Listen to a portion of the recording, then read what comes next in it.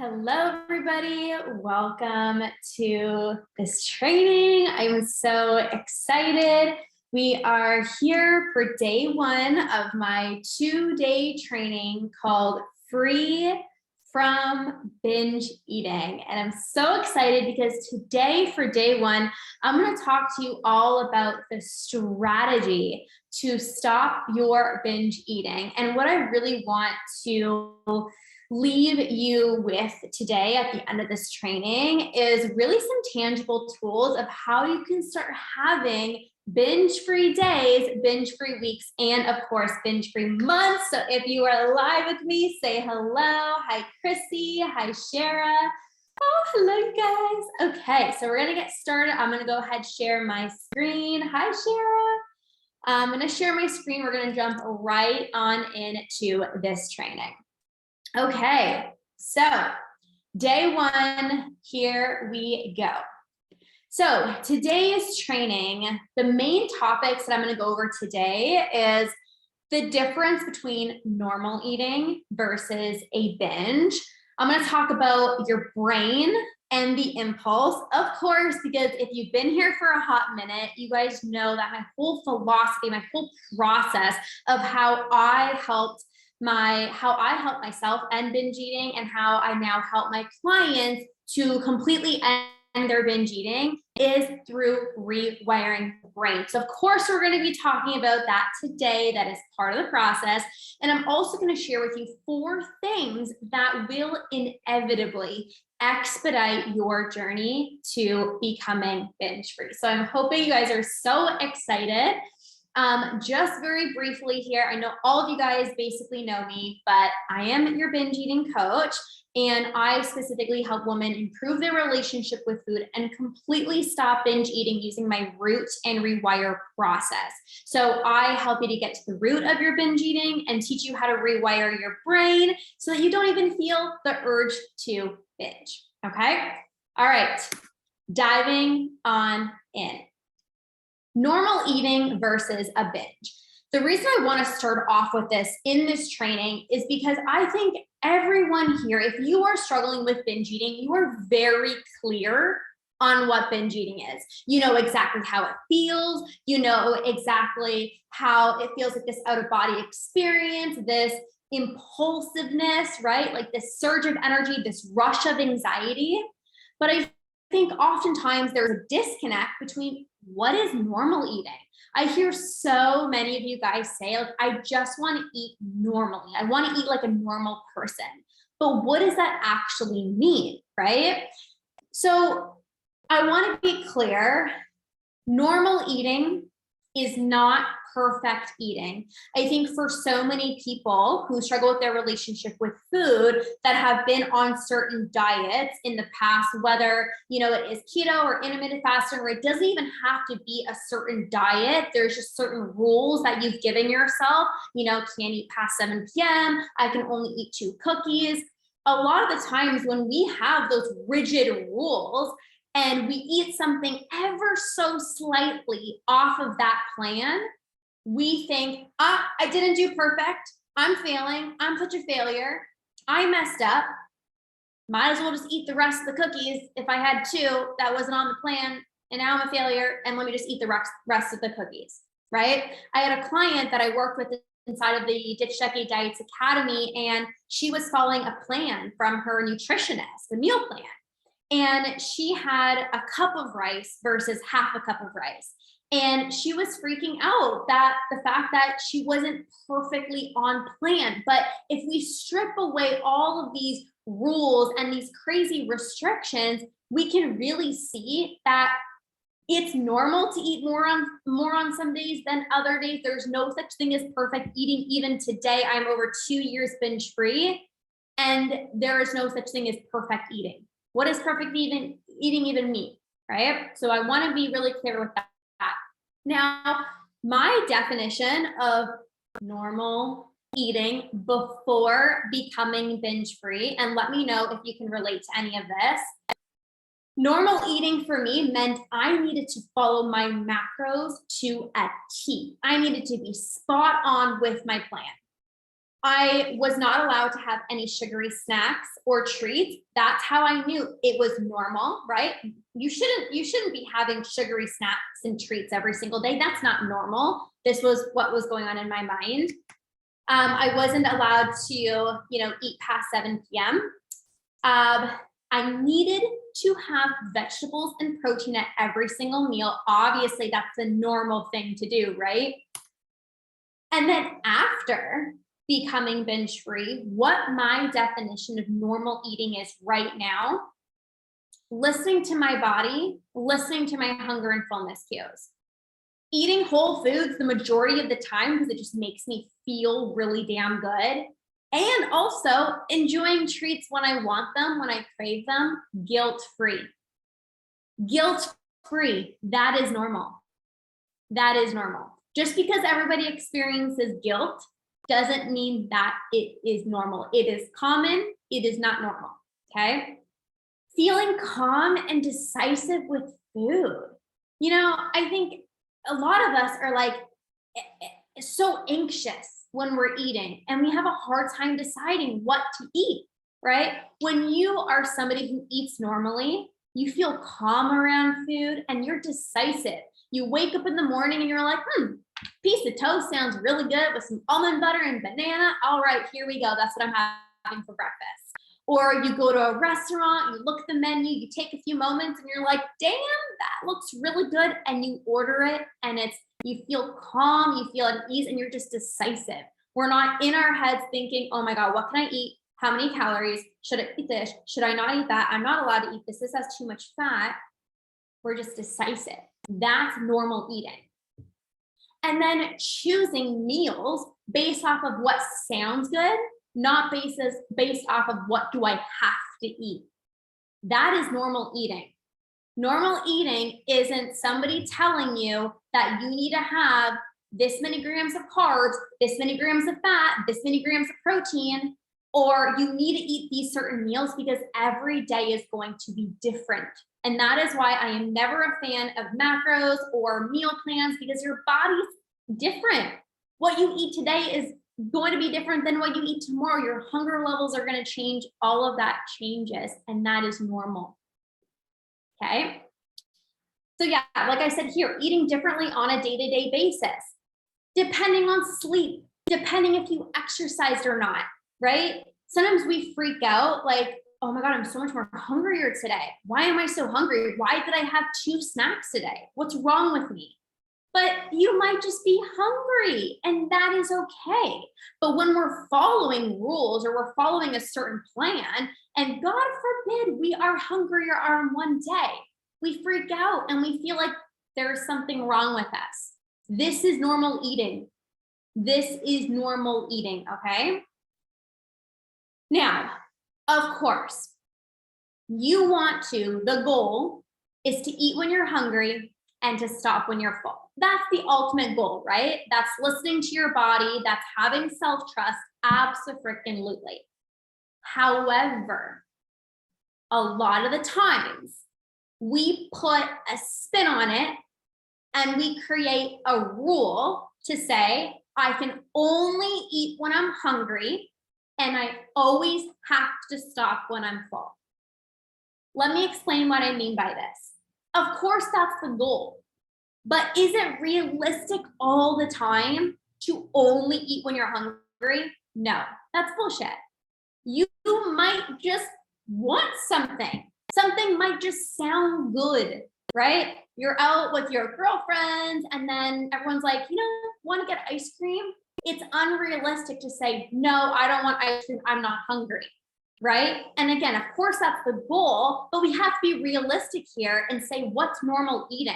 It's a hot summer day. Ice cream sounds really good. I'm going to say yes to it, right? The other weekend, I was at my parents' house and we just had this amazing steak dinner. It was so good. I was full. I was satisfied. And then about 30 minutes later, I saw these cookies that my mom made. They were like chocolate chip coconut cookies, and put those 2 combinations together and I'm in heaven. And I ended up having 2. Was I hungry? Nope. Did it sound good? Yep. Did I binge? Nope. Did I stop when I'm full? Yeah. Did I need it? No. But that's what I wanted. So I ate it and I simply moved on. But before, my previous self would have been like, oh my gosh, why are you eating something sweet? You just ate 30 minutes ago. You don't need this, calories, blah, blah, blah, blah, blah. And I would have either said, no, I'm not eating the treats. And then I would have just binged on them. Or I would have judged myself for eating the 2 cookies. And then I would probably just finish the rest of the tub. So we don't have to put rules on what we are eating. Intuitive eating has principles. It does not have rules. Okay. So like I said, sometimes food just sounds good. Sometimes you're just craving something, and this can actually prevent a binge. Okay, exactly what I just talked about. Now a binge. This is when you're out of control. This is when it feels like you're going through this out of body experience where it just simply does not feel like you. It feels like you're on autopilot, right? Just kind of like going through the motions. It's this surge of energy, this rush of anxiety. This is what binge eating is. This is what describes a binge. It's not so much how much you're eating.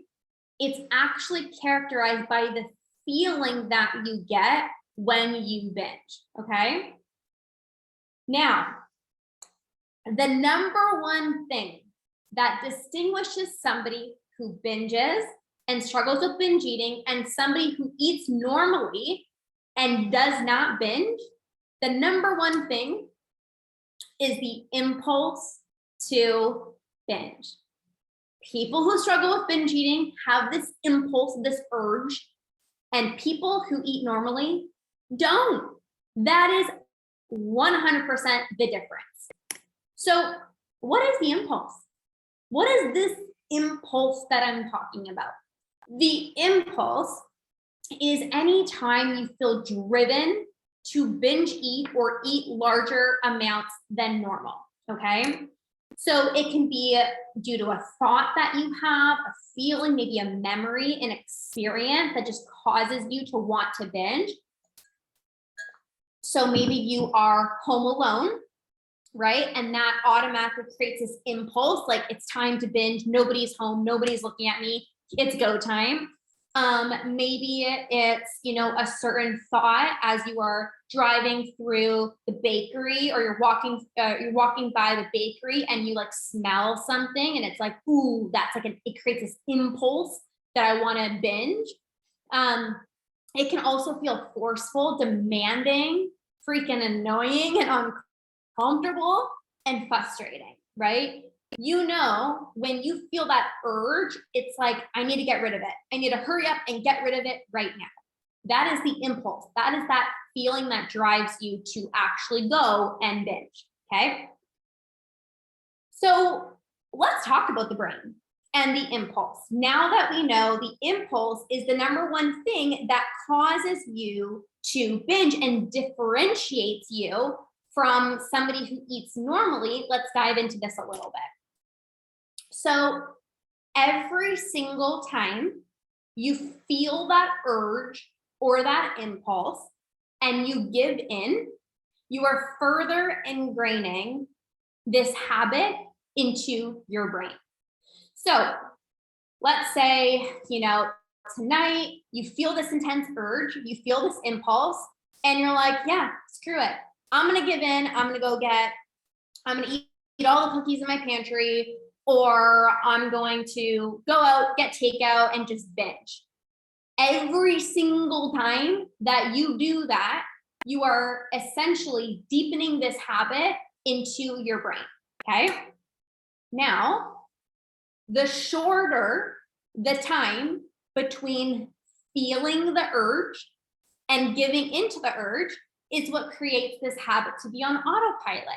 So what I mean by this is, if you feel this urge and right away, you give into the urge to binge, this is what becomes autopilot. This is what becomes normal. It becomes so much easier for you to give in, right? And let's say, it's 7 o'clock, right? And you feel that urge at 7 o'clock and you right away give into that urge, that just signals the brain, like, this is something I have to do. I can't sit in this uncomfortable sensation. This is something that I have to do. So then you're going to start to notice that because it's on autopilot, it shows up more frequently. Tomorrow, when you're sitting on the couch, all of a sudden you get the urge to binge. Next week, the next day, it shows up more often because now it's on autopilot. Okay. So the more times that you give into the urge, the stronger the urge becomes. I want you to think of like your first memory. If you can ever go back to the first time, if you can remember the first time that you binged, maybe it was like 20 years ago, maybe it was 10 years ago, maybe it was, a few months ago. Maybe, you binge, you didn't really think out of it. You're like, maybe you didn't think much. You're like, whoa, I ate quite a lot, feel kind of sick. What the heck was that? And maybe you just went on with your day. But as the years went on and you kept doing this, it went from maybe like a once in a few months type of thing to once every month, and then once every week, and then once every day. And it became stronger and stronger and stronger, right? Sorry, you guys. I just like came off like this crazy cough thing, so I might die a little bit during this training, but I'm going to be drinking lots of water. Okay, so you might notice, right? Like the more times that you give in, the stronger the urge becomes, and it's so much harder to actually not give in. So you've wired your lower brain, also known as the animalistic brain, to believe that I need to binge. It is needed for survival. You have to remember, our brain is rooted in survival, right? And because you have given in so many times, your brain literally thinks, if I don't give in, I am going to die. And I'm sure you guys can like relate to this, like of the uncomfortable feeling, right? It's like, it feels like if you don't do it, like it's just really uncomfortable, right? So repeatedly acting on the impulse to binge is what creates those neural pathways in your brain. If you keep doing something over and over and over again, it becomes this easy pathway for your brain, and your brain thrives off of what is familiar, what is easy, right? Let's say, for example, you had, let's say, I like to give this example. If you're somebody who goes into the office to work, and you know the path that you go to work, it's literally the exact same way that you drive to work every single day, from point A, from your house to point B to work. You don't even have to think about it, right? You've gone down that path so many times. A lot of the times you might end up at work and you're like, how the heck did I even get there, right? It's just effortless. It's easy. Now, your boss says, oh, by the way, I'm sending you to go to a meeting at this other place, at this new location, and you've never been there before. Well, you might have to use a GPS. You might have to leave a little bit earlier. You might have to figure out where parking is. It's harder, right? Because you've never been down that path. But because you've gone down this path, AKA feeling that urge to binge and giving into the urge to binge, it's effortless, right? You've repeated it so many times, it's so much easier, okay? Now, of course, on the flip side, not acting on brain. I don't know what I meant by that. Not acting on the urge to binge is what's going to rewire your brain, okay? It's gonna help to reprogram your brain out of these habitual cycles. And eventually, the neurons will stop firing together. So right now, every single time you act on the impulse, right? So every time you feel that urge, those like impulses, right? There's those neurons firing, there's a signal that you feel that urge, and then you give in, right? Well, every single time that you do that, Neurons that fire together, they wire together. So hopefully this is making sense. We are just creating an even deeper ingrained habit into the brain. Okay, if you want to write that down, neurons that fire together, wire together. Meaning when you feel that urge and that impulse and you give in, that creates a habit. Okay, let's keep going. Now, when you feel the impulse and you're responding with stress and frustration, this is going to reinforce that giving in to the urge, quote unquote, works because you feel calmer, right? So to the brain, giving in is going to feel like the best thing because there is a solution. You feel calmer. The brain doesn't know that that's not what you want to do, but because you feel different, you feel relaxed, you feel calm, the brain's like, clearly this is a solution that works, right? I don't feel that uncomfortable sensation anymore. I freaking won. This feels great. And again, the habit becomes further ingrained into the brain. Now, when you feel the urge to binge and you distract yourself, I'm going to go for a walk. I'm going to do a dance class. I'm going to read a book. I'm going to do this. I'm going to do that. And you try to not think about the urge. What happens?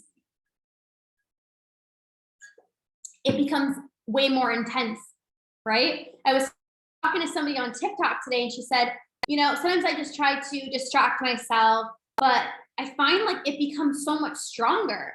And it's like, it might not be there for a few moments, but it keeps coming back, right? And this is why distraction does not work to stop your binge eating. Because okay, we distract ourselves for the next 30 minutes, score, we didn't binge.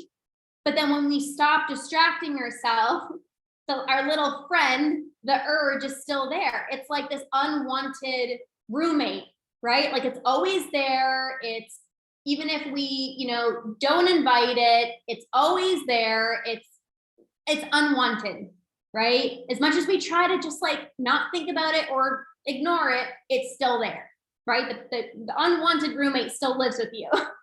The impulse is still there in your brain, right? So another thing, you guys, by the way, if you're loving this and you're having fun, drop me a comment below. But what's really important is to not try to figure out why you binge. Okay, so the reason why is because trying to figure out the why gives so much attention, so much meaning, so much energy towards the binge. So one of my clients messaged me inside of the Ditch Decade Diets Academy, and she said, you know, I binged a little bit, but I wonder, like, was it because I didn't eat enough? Okay, maybe I didn't give into the craving. Maybe I wasn't satisfied. Like, what's going on, you know? And I said to her, I'm going to stop you right there, girlfriend. We're going to take a moment and pause. We're giving so much energy to the binge. It doesn't deserve that much energy. It doesn't deserve that much energy. We have to remember that this is a habit. You want to think of your binge impulses as a habit from your lower brain, and you want to think about it like a child throwing a tantrum. There's not deep meaning around it, right? Okay, the child throws its tantrum and it's really annoying and it's so uncomfortable because the child is like screaming and kicking and yelling, and you're in the grocery store and you're like so freaking embarrassed and it's like so annoying, but eventually the child stops throwing a tantrum. And same with the impulse. It's annoying, it's uncomfortable, we want it to go away, we want it to stop, but it goes away, right? It eventually stops, right? So you don't have to create deep meaning around it. Just think of it like a lower brain wiring glitch. And why this is important is because a lot of you guys want an easy out. Just being truthful, I did too. And what I mean by that is we want to blame our binges on something. Well, if I can just blame it on the fact that I'm really stressed out at work, I can justify why I ended up eating 10 cookies because, man, it was a really stressful day at work, right? We can kind of like, justify a little bit, and we don't need to do that, right? We don't need to do that. And being honest here, if you're in this training and you're starting to realize you don't binge because you're stressed, you don't binge because you're bored or any of that, you're starting to realize that you binge because you have the impulse to binge.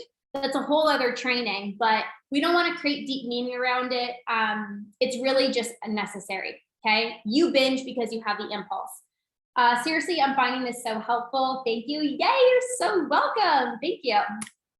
Okay. So impulses are necessary and natural anytime you feel pain or pleasure.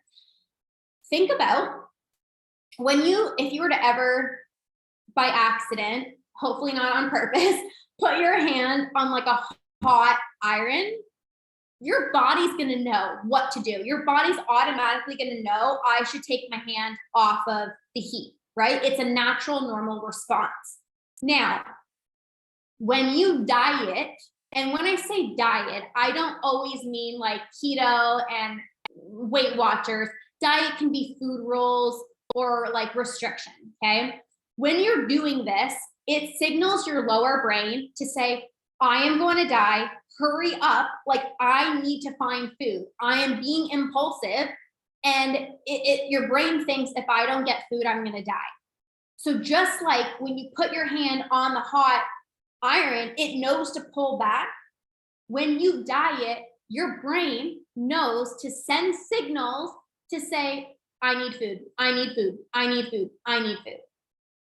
Now, your higher brain, the part of you that knows you're maybe purposely trying to diet, you're purposely restricting foods if you want to, be on a plan or whatnot. But your lower brain or the animal brain doesn't get it. It's not wise enough to know that. It just thinks I'm going to die. I need food, right? So this is why dieting and recovering from binge eating don't go hand in hand, because every single time you diet, right, it will send those signals to the brain and you get those impulses, and you know that they can get very, very, very strong. Okay. Now, your brain might also send you strong impulses if your eating is pretty like scattered and random. So what I mean by this is, let's say, for example, you don't eat all day. I think we've probably all been there, whether it's intentional of like hoarding or like saving up calories, if maybe you're going out for dinner or something like that, or maybe unintentionally, and you're just like back-to-back meetings, you're so busy and you like not purposely trying to do it. It's just you've been so busy all day. And then you come home and you're so ravenous and so impulsive. I'm sure we've all been there. Well, what ends up happening when you do finally eat, this section of your brain, the reward center, it's like, woo, woo. It's like getting lit up. It's like happy. It remembers this feel good feeling and it wants more. Just even think about like the time that like you didn't eat all day and you were like so hungry. You're like, I can literally like eat my hand off right now. I'm so hungry. And then you finally sit down and you just eat. Your brain is like so happy. It's like, oh, this feels so good, right? And then it remembers it and it keeps wanting to do that. So your brain will remember this feel good feeling. And now what happens is your brain links busy day or not eating all day with it's time to eat a shit ton of food. It's time to binge my face off. It links the two together, right? Or another example is eating home alone is very common. That was the number one thing that I did as soon as, my family would leave the house. I'd be like, all right, it's go time. Here's the time where I get to binge because there is zero judgment. I can eat whatever I want and however much I want. right? Zero judgment except the judgment from myself, basically. So let's say, for example, you binge when you're home alone. Every single time you get the opportunity to be home alone, whether you want to binge or not, whether you are hungry or not, the brain remembers this feeling, how good it felt when nobody was home and I was binging, right? It makes sense, right? Oh my God. I'm saying it makes sense. I just read the comment, but this does make sense, right? Like we link the two together. Being home alone, right? And binge eating, your brain remembers that like pleasurable moment that you got to experience. And then it remembers that. And then that's how it keeps repeating over and over again. So you need to focus on one impulse at a time, because the impulse is strong, the impulse is demanding, and it can feel just so hard to not give in, right? I remember those times, like I felt like I had zero willpower, and I was like such a motivated person, but I was like, I don't know what's wrong with me. Like I have to give in. Like I always describe it in every single one of my trainings, like that itchy mosquito bite, right? Like that needs to be scratched. And it's like, I just have to do it, like just one little scratch. And then you start scratching and you're like, oh, fuck, I can't stop. Right? And then you're like, oh, and the next thing you know, you're feeling bloated, you're feeling disgusted, you're eating until you're physically sick. And you're like, why did I just do that? Instant regret. So we got to do one step at a time and focus on one impulse at a time. So what is actually pleasurable for you? I think we can kind of get a little confused. Right now, giving into the impulse feels good, temporarily, of course, but to the brain rooted in survival, this is like the most pleasurable thing ever. It's so soothing, right? Now, you have to send signals to the brain that not giving into the urge is actually what's pleasurable for you. Because that is true. Although we think binge eating feels good, it does temporarily. What feels a lot better, oh, can you guys still hear me? Okay, hopefully we're back. But not giving into the impulse is what's actually pleasurable. That's what you actually want. You want long-term happiness. You want long-term freedom. Look how happy this girl looks, like so much freedom. That is what you want, right? That's what's pleasurable. So every single time that you feel the impulse and you don't give in, you have to let it excite you. You have to let it excite you. So often, the biggest common mistake is that you don't get excited because, well, I'm just going to binge tomorrow. Maybe I didn't give in this time, but like next week it's going to happen. It's going to come back. We don't want this. We want to get excited. And this is why it's so important to surround yourself with a community of women that are going through this with you, that can celebrate you, that can literally give you so much excitement. And that's why I created the Academy program, the Ditch Decade Diets Academy, because when somebody doesn't give into the urge to binge and we're like all celebrating them, guess what they want to do? They want to do the exact same thing tomorrow. They want to do it the next day. They're showing their brain this is pleasurable. So we have to get excited and make a big freaking deal out of it. Okay? That's what I do with my clients. I just get so freaking excited. We all do. It's fun. You have to do that as well for yourself too. Okay? Now, you have to feel these positive emotions in order to dismiss the fear and the doubt. Okay? We don't want to say another one's coming. What's the point of celebrating that one? No, you have to get super, super, super excited. Okay? Now, of course, the goal is to not give in to the impulse to binge. Of course, right? That is the goal. And I teach how to do this in my Academy program. But for now, we have to understand this. At the beginning, it will feel hard and it will feel like it's something that you have to give into, okay? Shooting it straight, let's be honest, we know that this is the truth. So, step one, you wanna have awareness over your impulse. Can we just get curious? So often we feel the urge and we're like, oh, screw it. Yeah, I'm just gonna give in. It's the end of the day, I'm tired, I'm bored, or I had a long, stressful day at work, who cares? Tomorrow I'm gonna do better. Let's just have awareness. Like, what does it feel like? Can we describe it? What does the impulse feel like? What are your thoughts? When you feel the urge, what is your automatic thoughts? Oh, here it is again. Or maybe the thought is like, oh, I'm so weak. I'm so powerless over my urge to binge. What are your thoughts? Number three, how do you respond? Do you give in right away? Are you trying to distract yourself and wondering why that's not working?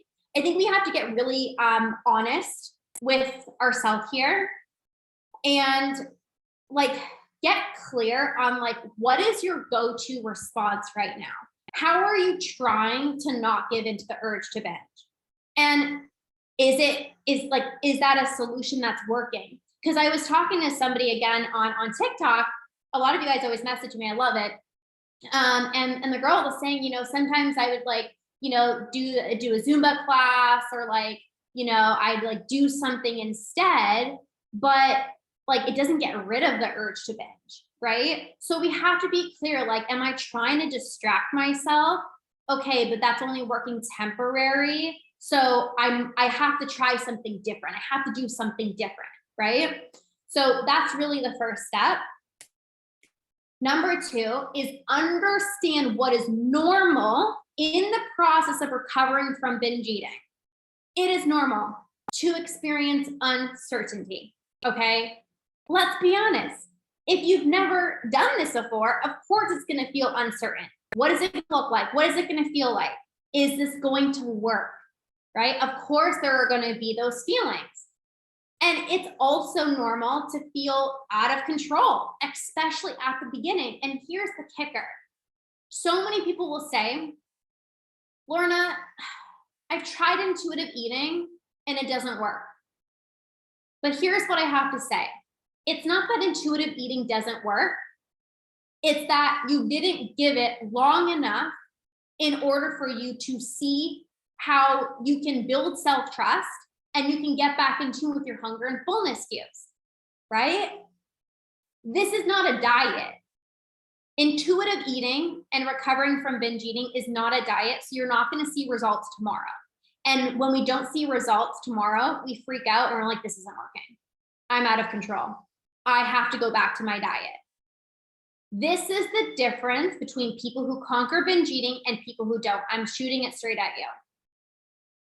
The clients that I work with inside of the academy, they all experience this. They feel uncertain. There are days when they first come into the program where they're like, oh my gosh, right? Like, I'm out of control, right? Or they come into the program, right? And they're like, I tried intuitive eating, but every single time that I did it, I felt out of control. Or when I eat trigger foods, I binge. Of course. Of freaking course. You haven't had that food in how long?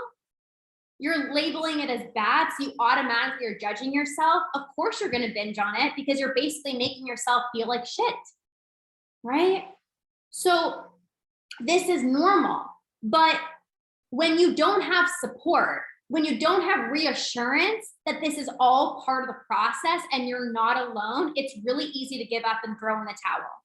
But when you have the support and you have somebody that will reassure you that you're doing the right thing, you're staying on the right track, everybody goes through this, that's the difference between somebody who conquers and somebody who gives up and reverts back to dieting, okay? Again, it's normal to binge and overeat because you're releasing your food rules. And just because you're recovering from binge eating doesn't mean that you're not gonna binge, right? Like, this habit's so ingrained in the brain, it's gonna take time for the brain to rewire with the proper tools. Another thing, it's really normal to wanna isolate yourself when you're having a bad day or week, or you just gave in to the urge.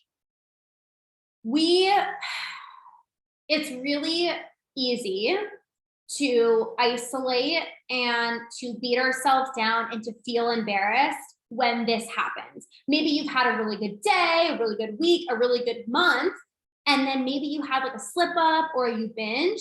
It's easy to hide. One of my clients, she said to me, she's like, I messaged her because I haven't heard from her in a while, and she was like, I know, I'm sorry, like it's really my tendency is that like I just isolate myself when I'm having a bad day and whatnot. But she's like, I'm so grateful that you actually reached out to me because I know that that's not what I need. I know that I need to share and be open, and it's a judgment-free zone, and I know you're going to support me. And this is what it's all about. Binge eating thrives in isolation.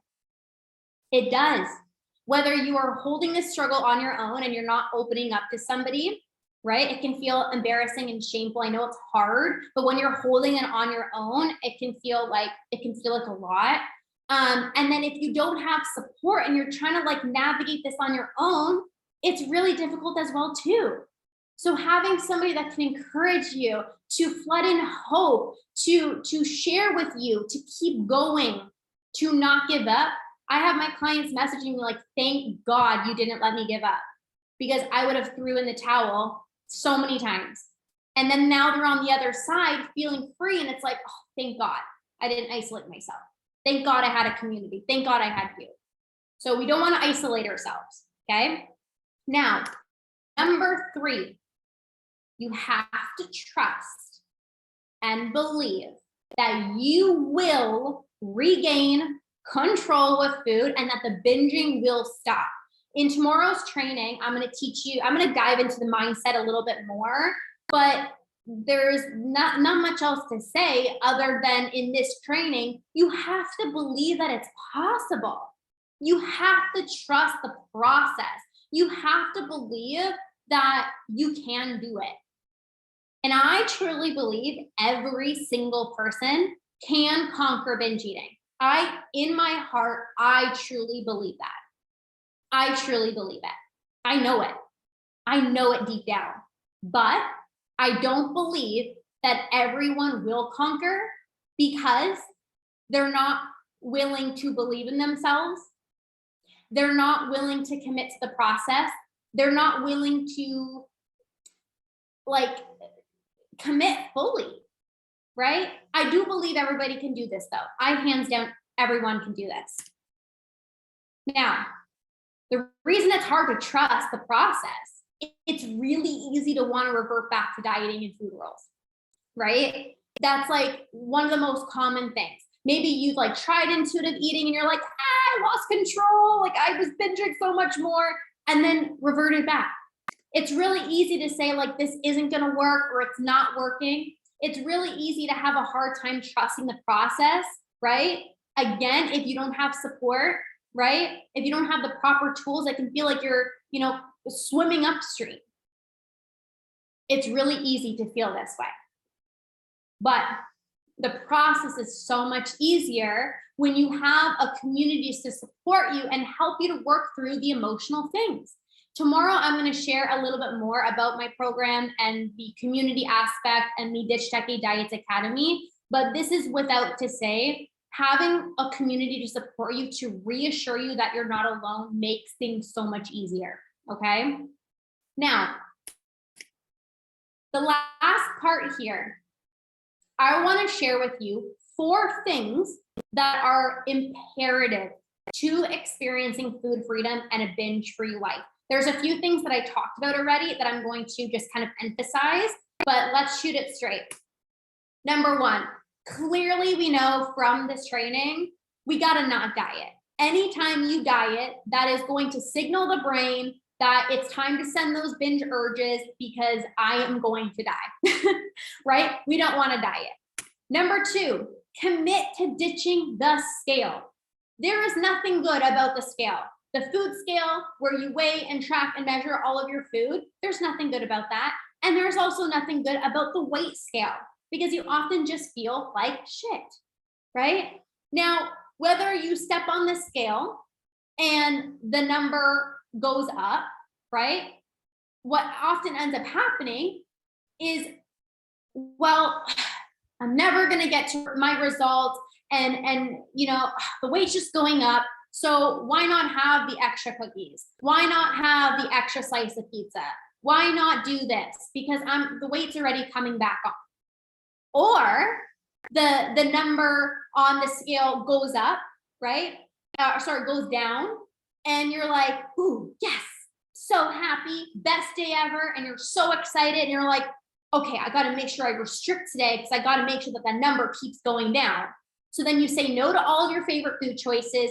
You say no to your cravings, right? And they end up just turning into binge impulses, right? But there's either that or the number on the scale goes down, and you're like, well, look at me go.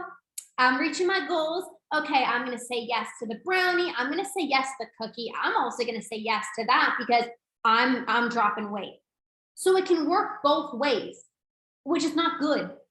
And the thing is, the number on the scale often dictates your food choices. So if the number on the scale goes up, like I said, it's like first thing for breakfast, it's like, well, I got to choose a low calorie option. I got to I can't eat the bread. I'm just going to have eggs by itself. And we don't want that because you are eating based off of the number on the scale, not based off of what's satisfying, what feels good to you, what you actually want, right? So commit to ditching the scale, okay? It creates a unhealthy mindset for you. You obsess about your weight so much more when you're weighing yourself. You obsess about food and calories so much more when you're weighing yourself. It's just not a good thing, okay? And we have to prioritize our mental well-being when on our journey to becoming binge-free. Number 3, like I said, you got to stop searching for deep, meaningful reasons why you binge. Now it's very clear that when you have the tangible tools to not give into the urge to binge, that's going to help you to rewire your brain. That's how you will conquer binge eating, okay? And number 4, which should be number 1, this is in no particular order, but the thing that is most important to conquering binge eating and becoming binge free is connection and community. To not feel alone, to have somebody to support you, to guide you, somebody that understands you. One thing somebody, was saying was like, I've tried it all. I've tried it all to end my binge eating. But a lot of the times when I ask, like, what have you tried? Well, I've seen a trainer, I've seen a nutritionist, I went to therapy, but a lot of the times you've tried it all, but it hasn't worked because you haven't gotten support from somebody who has gone through binge eating themselves and who can fully understand you, right? Seeing a nutritionist that's putting you on a meal plan that makes you feel guilty for eating 10 almonds instead of 7 almonds is not going to help. Getting nutrition tips from a trainer that might not have the awareness, the cognitive awareness to understand that there's an unhealthy relationship with food going on, that can be really difficult. And then seeing a therapist that might not have gone through it themselves may not fully understand what you mean when you're saying you're going through an out-of-body experience. They're like looking at you like you have 10 eyeballs, right? Or you go to your doctor and I got dismissed and they said, oh, everybody overeats. You're just stressed, right? Or even worse, they tell you to control your food and just portion control and you should go on a diet. Oh my goodness, I can't, right? So it's not your fault if you feel like you've tried it all, right? And something else about connection I'll say here, something that I do inside of the Ditch Decade Diets Academy. So of course we have our Q&A calls. You can ask me any questions, which is so fun, but we also do a connection call every single week. And we talk about things that are going on in our lives that might not also be anything related to food. Like we get real, we get deep so that we don't feel alone. The other week we were talking about, people pleasing, right? We talked about like adult friendships and how it's like hard to make friends as adults. We talked about like having a hard time expressing ourselves and like feeling awkward in social situations. like this is all a bonus, right? But I included it because it's so important. We don't have these conversations with our girlfriends. We don't talk about bad body image days a lot of the times, or even binge eating when you go out for dinner with your friends. It's so nice to have somebody who understands you, who can reassure you that you're not crazy, you're not broken, that like this is really common. Okay. This one live stream seriously changed everything. I know, and I feel 100% more motivated. Thank you so much. Articulated so well. Yeah, you're so welcome. This is literally just like the tip of the iceberg, you guys, but I'm really excited. Okay, so training number 2 is going to be happening, and this is going to be all about mindset required to be free from binge eating. So obviously having the strategy is really important, but at the same time, you can have like the best plan, the best strategy, but if you don't fix your mindset, it's really easy to revert back to old habits. It's really easy to just kind of like throw in the towel, like I said. So for the mindset training, we're going to be talking about like limiting beliefs, identity. We're going to get into the nitty gritty of having the right mindset of somebody who will conquer binge eating. Okay, I'm so excited about that training. If we have any questions, you can drop them down below. But that is all for this training. I hope you guys found it so helpful. This was so much fun. As you guys can see, I'm so passionate about this. I get so lit up every single time I talk about this. And I just like love what I do, because I just think back to like when I was struggling with my relationship with food, and I felt like nobody understood me. I felt like I was the outlier. I felt like this was something that I was going to struggle with for the rest of my life. And when I finally found somebody who understood me and who I felt safe opening up to, and I got support and I conquered my binge eating, like I was just so grateful. And I want to be that person for you guys, to know that you're not alone. So that is really my hope.